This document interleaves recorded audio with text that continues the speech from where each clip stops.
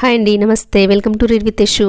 నిన్నటి భాగంలో స్త్రీ గురించి తులసి మాట్లాడిన మాటలకు శంఖచూడుని సమాధానం ఇవాల్టి భాగంలో చదువుకుందామండి.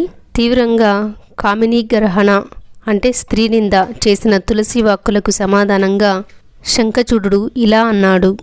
ఓ దేవి, నువ్వు చెప్పిన సర్వము అసత్యం కాదు, అలా అని సత్యమూ కాదు. కొంత సత్యం కొంత అసత్యం ఉంది. స్త్రీ పురుషులు ప్రకృతి పురుషులు కదా. ప్రకృతి లేని పురుషుడు, పురుషుడు లేని ప్రకృతి ఉంటుందా? జన్మ ఎత్తాక శరీరం ప్రకృతి మీద ఆధారపడి బ్రతుకుతూ ఉన్నది కదా. లేని ఎడల మరణం తథ్యం కాదా? అలాంటప్పుడు ప్రకృతి పాశంలో చిక్కుట అనే దానికి ఆధారమేముంది?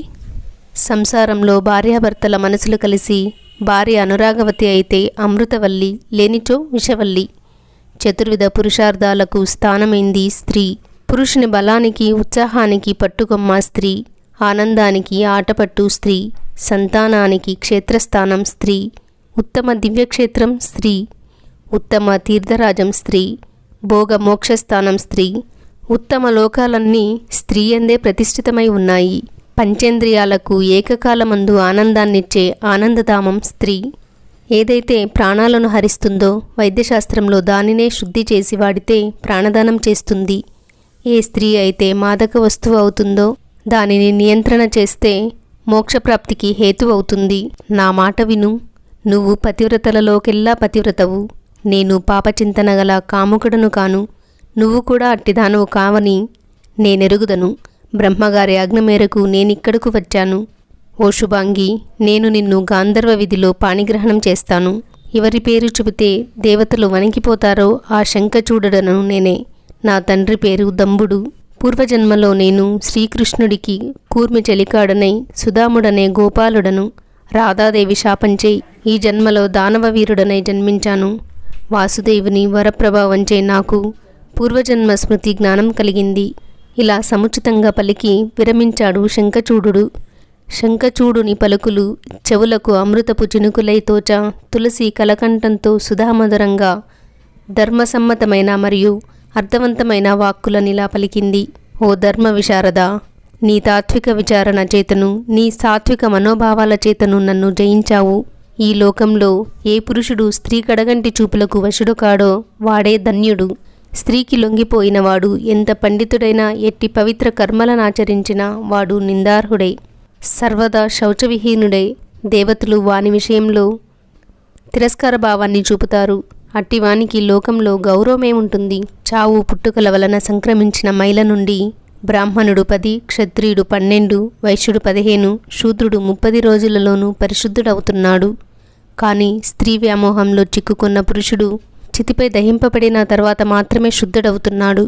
స్త్రీచే జయింపబడిన వాడు సమర్పించిన పిండాన్ని, తర్పణాలను పితృదేవతలు సంతోషంతో స్వీకరించడు.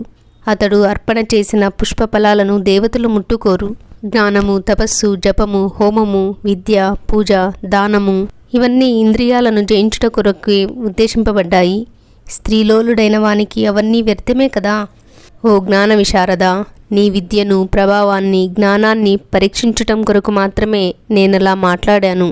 వరుని పరీక్షించిన తర్వాతనే కదా వధువు వరించాలి. తులసి ఇలా పలికి విరమించిన సమయంలోనే విరించి ప్రత్యక్షమై, ఓ శంఖచూడా, ఈమెను గాంధర్వ విధి విధానంలో వివాహం చేసుకో. జ్ఞానవంతురాలైన ఈమెకు జ్ఞానివైన నీ తోడి వివాహం గొప్ప మేలు చేకూర్చగలదు. విరోధం లేనిది, దుర్లభమైనది అయిన సుఖాన్ని విడిచిపెట్టకూడదు.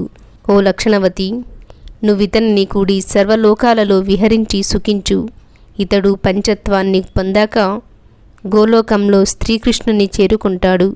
పిమ్మట నువ్వు వైకుంఠానికి వెళ్ళి విష్ణువు స్థానాన్ని పొందగలవు. ఇలా వారిద్దరిని ఆశీర్వదించి బ్రహ్మ తన ధామమునకు చేరుకున్నాడు. శంఖచూడు గాంధర్వ విధిచే తులసిని వివాహం చేసుకొని తన నివాసానికి చేరి సుఖించాడు. ఈ విధంగా గొప్ప తపస్సు చేసి వారిజోద్భవినిచే వరాలు పొంది సౌందర్యరాశి, సుగుణ వారాశి అయిన తులసిని భార్యగా చేపట్టి శుభయోగాలతో తిరిగి వచ్చిన శంఖచూడుని సమస్త దానవలోకం ఎదురేగి ప్రణమిల్లి స్తుతించి స్వాగతం చెప్పింది. దానవ గురువైన శుక్రుడు అతనిని చేరి దేవదానవుల వృత్తాంతాన్ని, దేవతల చేతిలో దానవుల పరాజయాన్ని చెప్పి దానికి ప్రతీకారాన్ని చేయవలసిన అవసరాన్ని బోధ చేశాడు. చేసి సమస్త దానవ లోకానికి శంఖచూడుని సార్వభౌమ స్థానంలో పట్టాభిషేకం చేశాడు. ఆ సమయంలో దానవులందరూ గొప్ప ఉత్సవాన్ని జరుపుకున్నారు. ప్రకృతి అంతా ప్రసన్నంగా ఉండి అనుకూల వాయువులు వీచాయి.